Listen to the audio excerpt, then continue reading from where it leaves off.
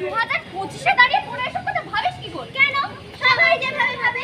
এখানেই তো আসল সমস্যা। সমস্যা? হ্যাঁ, সমস্যাই তো বাকি। আমরা মেয়েরা যদি ভাবি মেয়েরা অলক্ষণে, যদি ভাবি মেয়েদের জন্ম কেবল বিয়ে করার জন্য, মেয়েদের জীবন মানে কেবল সন্তান প্রসব, তাহলে এই সমাজ তো নারীর জন্য নির্বাসনে নিশ্চিত করবে। তাহলে মুক্তি কি নেই নারী? কেউ কি নেই যিনি মুক্তির আলো হাতে এসে হাজির হবেন? আছেন তো। কে তিনি? বিদ্যাসাগর। তোদের মনে নেই আমরা ইতিহাস বইতে পড়েছিলাম, তখন মনে করা হতো 8 বছর বয়সের মেয়েদেরকে নাকি বিয়ের জন্য দান করলে মায়ের নাকি পুণ্যদয়। হ্যাঁ, আর 9 বছরের মেয়েকে বিয়ের জন্য দান করলে বিদ্যালয়ে ফল লাভ হয়। আর 10 বছরের মেয়েকে বিয়ের জন্য দান করলে পবিত্র লোকপ্রাপ্তি হয়। তাই বিদ্যাসাগর বাল্যবিবাহকে যথার্থ বলেছে, পানি পীড়নের প্রথা। আচ্ছা, এখানে কেউ কি নেই? কেউ কি নেই এখানে বিদ্যাসাগরের মতো যিনি নারীদেরকে নির্বাসনের যন্ত্র থেকে মুক্তি দিতে পারেন? পেতে পারি তো। কিভাবে? বিদ্যাসাগরকে আমরা খুঁজবো আমাদের আত্মজাগরণ। একজন বিদ্যাসাগর নয়, হাজার হাজার বিদ্যাসাগর গর্জে উঠবে হাজার হাজার নারীর প্রতিবাদী উচ্চারণ। সেই বিদ্যাসাগরের সময় পাল্টেছে সমাজ, জীবন, দর্শন। মানুষ প্রতিদিন বিজ্ঞানকে বশবর্তী করে একটু একটু করে এগিয়ে যাচ্ছে ক্ষমতার নিচে। কিন্তু নারীর শিক্ষা, নারীর সম্মান, নারীর স্বাধীনতা। চলো ফিরে যাই বিদ্যাসাগরের যুগে। চলুন আপনাদের সবাইকে নিয়ে যাই বিদ্যাসাগরের সময়। এই হলো বিদ্যাসাগরের সময়ের পণ্ডিত, শাস্ত্রজ্ঞ, ব্রাহ্মণ আর বিয়ে না দেওয়া এক বাবা মায়ের কাতর আর্তনাদ। আমাদের অপরাধ কি মোড়ল মশাই?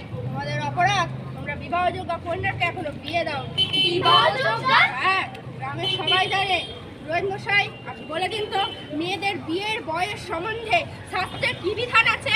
শুনুন, বিয়ের আগে যদি কোনো মেয়ে রজস্বলা হয় তবে তা শাস্ত্র মতে ঘোর পাপ, আর সেই ঘোর পাপের শাস্তি নরকবাস। নরকবাস? হ্যাঁ, নরকবাস।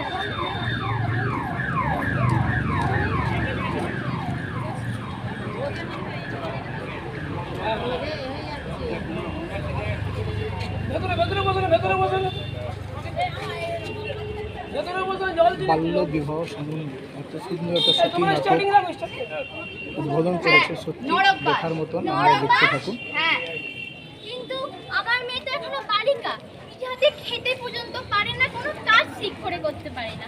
অন্ধকারে সে ভীষণ ভয় পায়। শুনুন, শাস্ত্র ওসব মানে না, শাস্ত্রের বিধান চূড়ান্ত।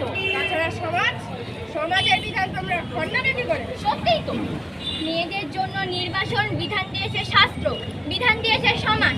তাই মেয়েদেরকে মরতে হয় বেঁচে থেকেও, মেয়েদেরকে মরতে হয় দগ্ধে দগ্ধে। এটাই নারীর ভবিতব্য। আচ্ছা, নাটক কথার কথা তো আমরা ভুলেই গেছি। আমাদের নাটক শুরু করতে হবে।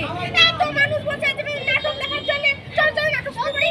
চল চল চল, নাটক দেরি হয়ে গেল। চল চল চল। শুরু হচ্ছে আজকের নাটক, লায়লা মজনু। লায়লা মজনু, লায়লা মজনু। নাটক শুরু হওয়ার আগে আপনার সাথে আলাপ করি। এই হলো লায়লা আর আমি হলাম মজনু।